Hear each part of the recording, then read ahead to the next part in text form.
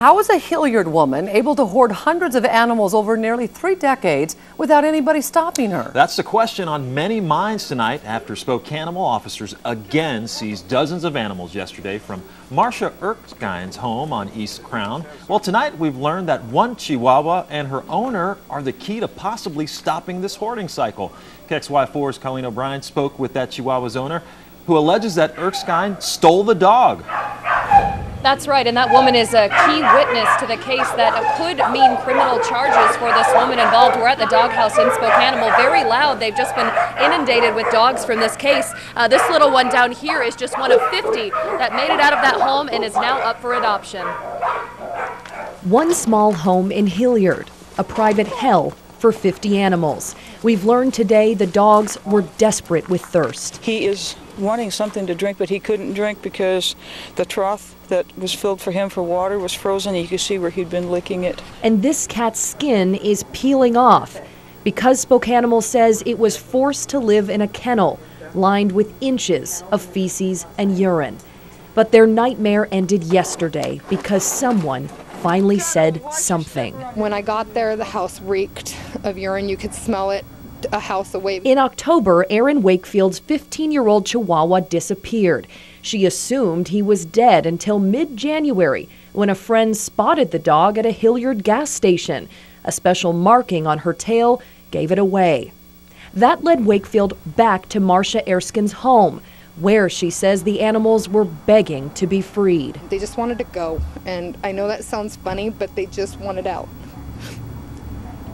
And I haven't been able to get it out of my head. Erskine's husband answered the door.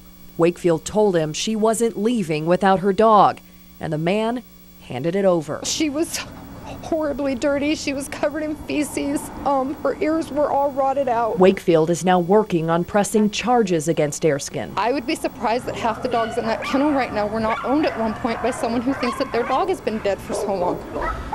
That wouldn't surprise me in the least. Though Spokanimal has been dealing with Erskine for nearly 3 decades, now they can take legal action. It takes first-hand knowledge of the animal cruelty and someone willing to testify to bring criminal charges. Wakefield is willing to be that key witness. We're preparing the reports which will be presented to the prosecuting attorney, and that's who will make the decision what charges will be filed and when. I'm going for her to have charges pressed against her. You shouldn't do that to people's babies. Of the 50 dogs that were taken, dogs and cats that were taken from her home, 4 are being kept here for her, and a judge will have to decide if she can have those animals. The rest of them are microchipped, cleaned up, spayed or neutered, and are ready or nearly ready for adoption. Mike and Nadine. Colleen, what's the process for adopting these animals? Are there any special needs because they came from, these harsh circumstances? You wonder, well, all of the animals, cats and dogs, they are going to go through a temperament test to make sure that they are ready for a home with adults and children.